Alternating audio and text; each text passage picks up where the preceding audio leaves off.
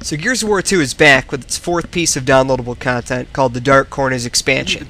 It adds in a deleted scene from the campaign called The Road to Ruin. The scene follows Marcus and Dom as they try to traverse an infested Locust highway, and if you choose the stealth option, you get to don Theron Guard armor, and expect to use the stealth option, as just running in there with your chainsaw revved up is going to get you killed real quick.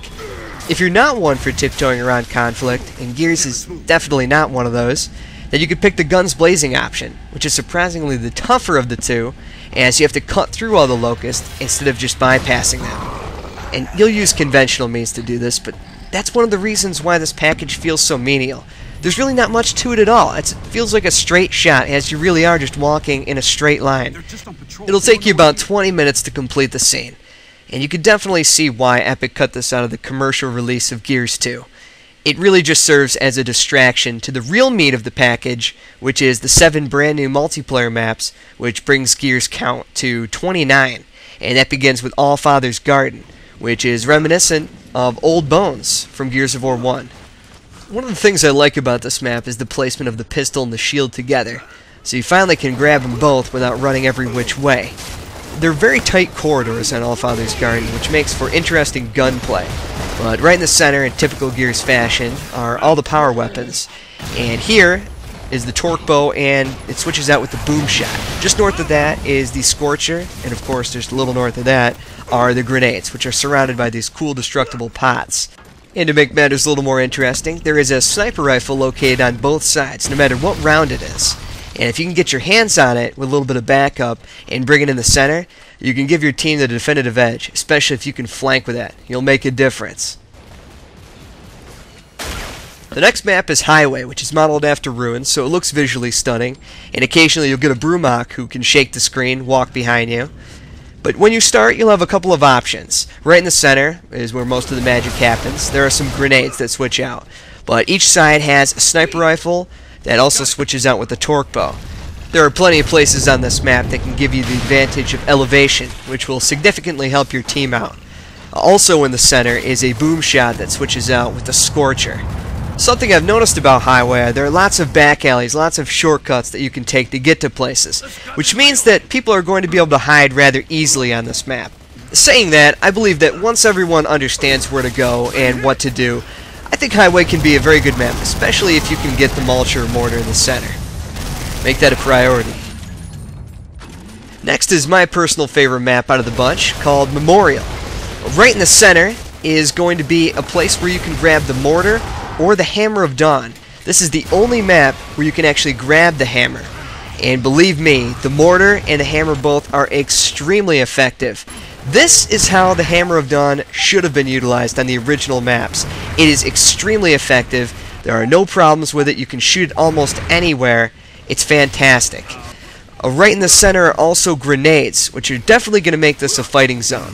The cool part is that it has an inside portion, and it has an elevated roof, which allows for an insane sniping position. You can also utilize the torque bow rather well for people who are also trying to grab you from inside. Nowhere was one of the maps that Epic was touting as they were first revealing the Dark Corners expansion.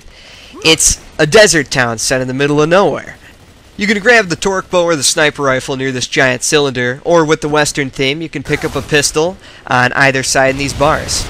Right in the center, where, again, most of the fighting is going to be happening, are some grenades. But one of the coolest parts about Nowhere is this dust storm that rolls in that can really obscure your vision. This structure right here is where most of the fighting is going to be taking place, right near the center. And on top, a Mulcher and a Mortar both spawn, which are both insanely effective, since Nowhere is completely open. And if you could somehow get that sniper rifle on top here, no one can hide from you. And this brings us to Sanctuary, one of the more interesting maps in the Dark Corners pack. Think of it as 3 parallel lines. You can't cross no matter what you do, but depending on where you go, you're going to get another effective weapon.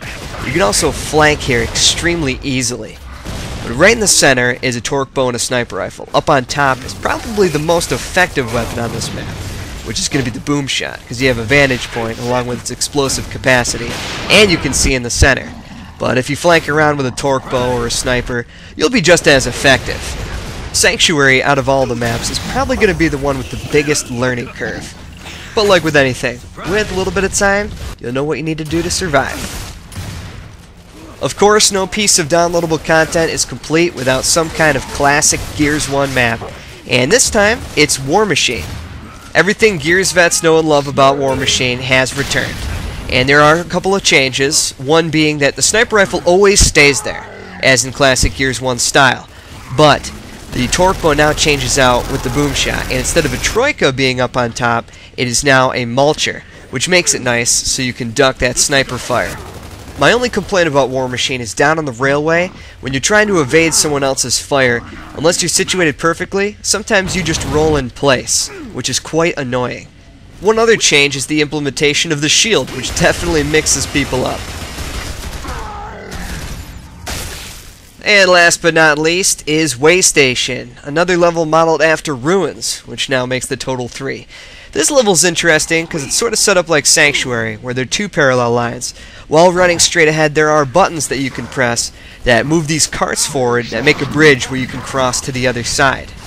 Each side begins with some grenades, and as they run to the Waystation, they'll be able to pick up a sniper rifle or a torque bow. If the buttons are not depressed, then you can actually cross through the top, where a Scorcher or a Mulcher spawns. The Mulcher's not very effective unless you bring it inside and mount it to the wall, which then it becomes an incredible tool. Overall, if you're still playing the Gears of War 2 multiplayer, you'd be hard-pressed not to check this out. For $15, you're getting a hell of a deal.